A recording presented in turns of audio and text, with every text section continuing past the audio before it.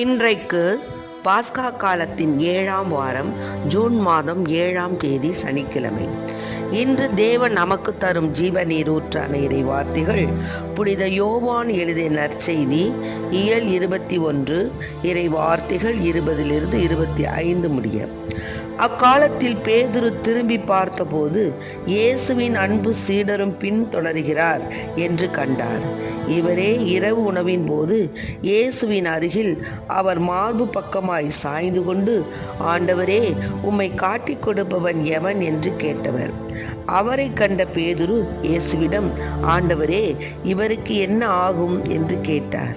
இயேசு அவரிடம், நான் வரும் வரை இவன் இருக்க வேண்டும் என நான் விரும்பினார், உனக்கு என்ன?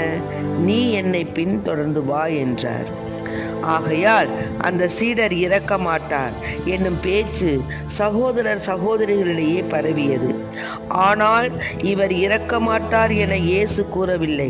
மாறாக, நான் வரும் வரை இவன் இருக்க வேண்டும் என நான் விரும்பினால் உனக்கு என்ன என்றுதான் கூறினார்.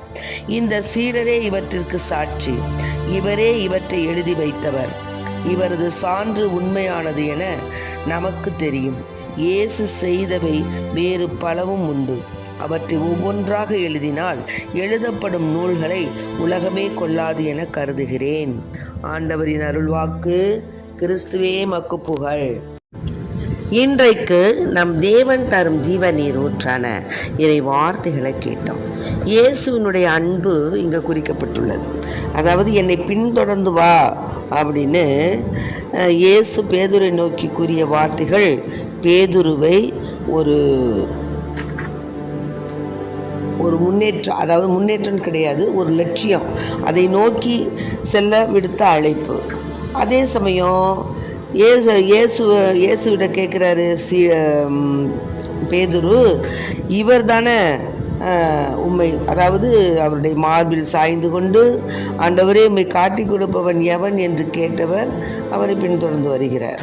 அதனால் அவரை கண்ட பேதுரு, புனித யோவான், அவரை கண்ட பேதுரு இவருக்கு என்ன ஆகும் அப்படின்னு கேட்குறாரு. அப்போ அவர் சொல்கிறாரு, சேசப்பா சொல்கிறாரு, நான் வருவரை இவன் இருக்க வேண்டும் என்று நான் விரும்பினா உனக்கு என்ன? நீ இப்போ என்னை பின்தொடர்ந்து வாங்குறாரு. ஆக இதிலிருந்து நமக்கு தெரியுது என்னென்னா, ஒவ்வொருத்தருக்கும் ஆண்டவர் ஒவ்வொரு அன்பு கட்டளை கொடுத்துருக்கிறாரு.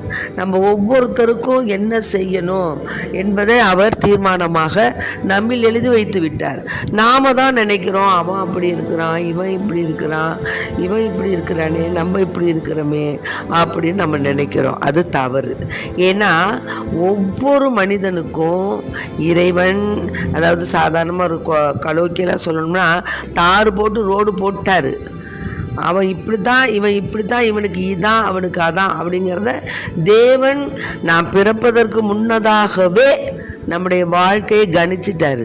அதுக்கப்புறம் ஜோசியம் அது குறி சொல்கிறது அது இது வச்சுக்கிட்டு அவன் இப்படி இருப்பான், இவன் இப்படி இருப்பான் அப்படின்னு நம்ம நம்புறதெல்லாம் தவறு. நம்முடைய வாழ்க்கை இறைவனுடைய கையில் முன்பே எழுதப்பட்டு விட்டது. நம்முடைய கையில் எழுதப்பட்டு விட்டது. நீ இப்படி தான் ரெஜினா, உனக்கு இதுதான் உன் வாழ்க்கை, நீ இப்படி தான் இருப்ப, எழுதிட்டார். அதுக்காக நம்ம அப்போ நம்ம எழுதிட்டாரே, நம்மளுக்கு இதான் நடக்கும், அதான் நடக்கும் என்று நம்ம தவறாக சிந்திக்க வேண்டிய தேவையில்லை. தேவனுடைய கையில் நாம் ஒரு களிமண். அந்த களிமண்ணை அவர் உருவாக்கிட்டார். அதுதான் நம்முடைய தாயின் கருவில் நாம் உருவாவதற்கு முன்னதாகவே நம்மை பெயர் சொல்லி அழைத்த தேவன் நம்மை எந்தெந்த விதத்தில் எப்படி பயன்படுத்த வேண்டும் என்று அவர் ஒரு இலக்கு லட்சியம் வைத்துட்டார். அதன்படி தான் நம்மளை நடத்திட்டு இருக்கிறாரு. நாம தான் என்ன செய்கிறோம்?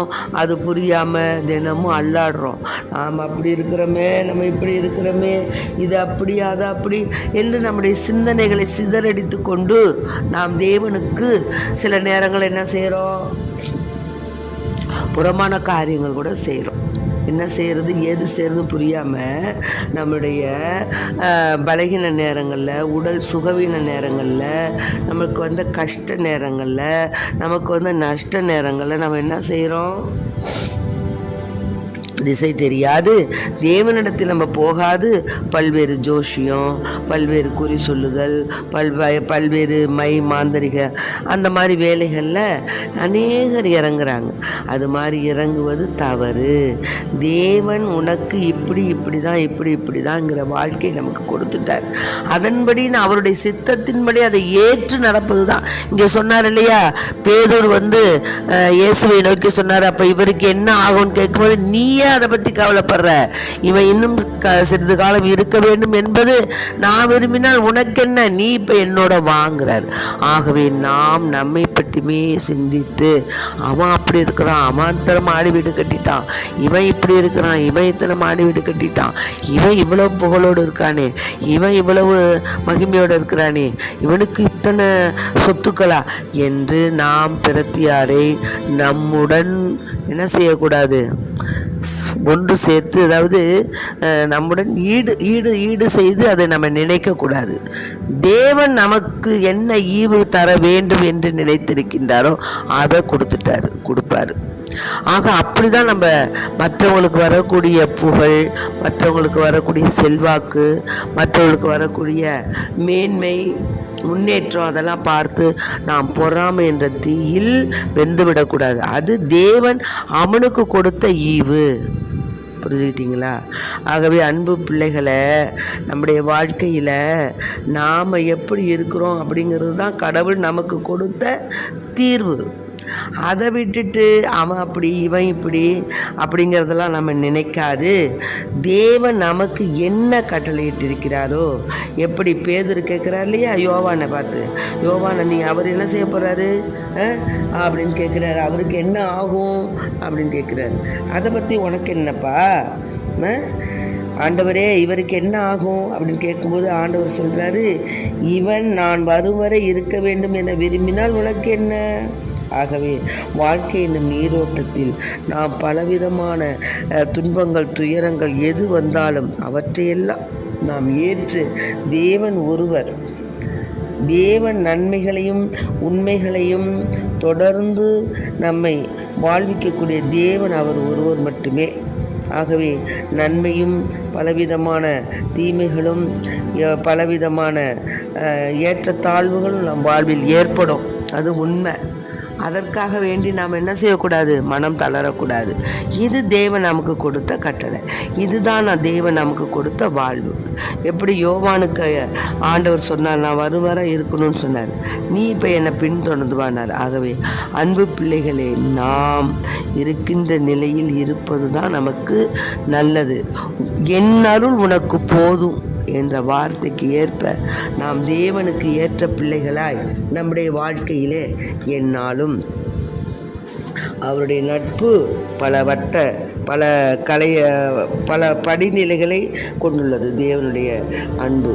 ஆகவே தேவன் நமக்கு என்ன கட்டளையிட்டிருக்கிறாரோ, நம் வாழ்க்கை நாம் எப்படி இருக்க வேண்டும், என்ன செய்ய வேண்டும் என்பதை நமக்கு கற்றுத்தருகின்றாரோ, அந்த தூய ஆவியானவருடைய துணையாளருடைய அந்த அபிஷேகத்தை நாம் பெறும் பொருட்டு தூய ஆவியார் நம்மில் நம்முடைய உச்சம் தலையிலிருந்து உள்ளங்கால் வரை தோல், நாடி, நரம்பு, தோல், திசுக்கள் எல்லாவற்றிலும் தூய ஆவியானுடைய அபிஷேகம் நிறைந்து ததும்பி வழிய நாம் இறைவனை மன்றாடுவோம்.